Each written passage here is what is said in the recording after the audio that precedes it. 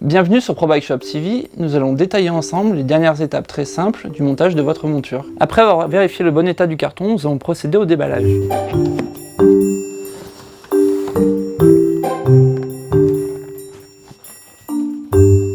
Le vélo est maintenant déballé.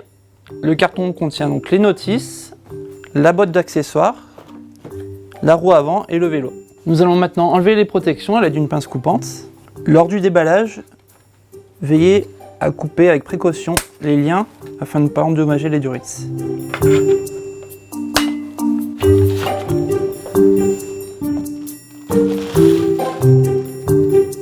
Donc nous allons passer à la phase de montage de l'ensemble selle-tige de selle. Donc on va avoir besoin de la graisse et d'une clé Allen de 4 mm. Donc on va appliquer la graisse à l'intérieur du tube. La graisse aura pour fonction de faciliter le coulissement de la tige de selle et d'éviter qu'elle se grippe à l'intérieur. Nous allons maintenant procéder au serrage du collier de tige de selle. Important de toujours faire coïncider l'ouverture de collier de tige de selle avec l'ouverture du tube de selle. Nous allons le serrer fermement, mais sans excès. La plupart des constructeurs recommandent un couple de serrage pour ces colliers de selle afin de ne pas endommager les cadres. Ce serrage se fera à l'aide d'une clé dynamométrique. Prochaine étape, montage de la roue avant. Dans ce cas précis, on va utiliser un axe traversant de 15 mm. Je vais procéder au montage de la roue en veillant à bien faire passer le disque entre les deux plaquettes, que je vais serrer fermement sans excès, et ensuite verrouiller le levier.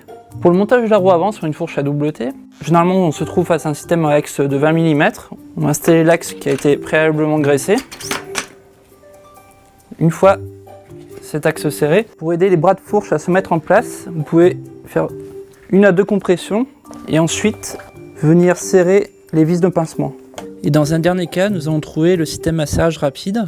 Donc avant le montage, on va tout d'abord repérer le sens de rotation de la roue et ensuite le mettre en place en veillant à respecter la position de ses ressorts dans ce sens.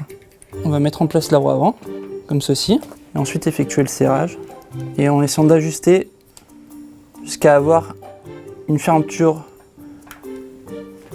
ferme, mais toujours sans forcer.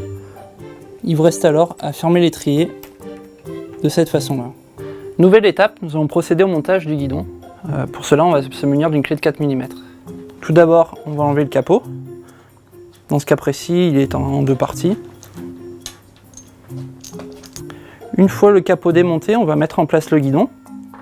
Il faut faire attention à ce que les gaines et durites se croisent naturellement. Nous procédons à la mise en place du capot par le serrage des vis. Avant le serrage définitif, on va vérifier que le cintre soit bien centré. Lors de ce serrage, il est important de veiller à respecter un espace égal sur la partie supérieure et inférieure du collier de potence. Dernière étape, le montage des pédales. Ce qui est important de contrôler, c'est quelle est la pédale gauche, quelle est la pédale droite. Donc, généralement, vous avez gravé sur le côté de la pédale soit la lettre R pour right, côté droit, et la lettre L pour left, côté gauche. Et il vous suffit alors de venir mettre en place la pédale du bon côté.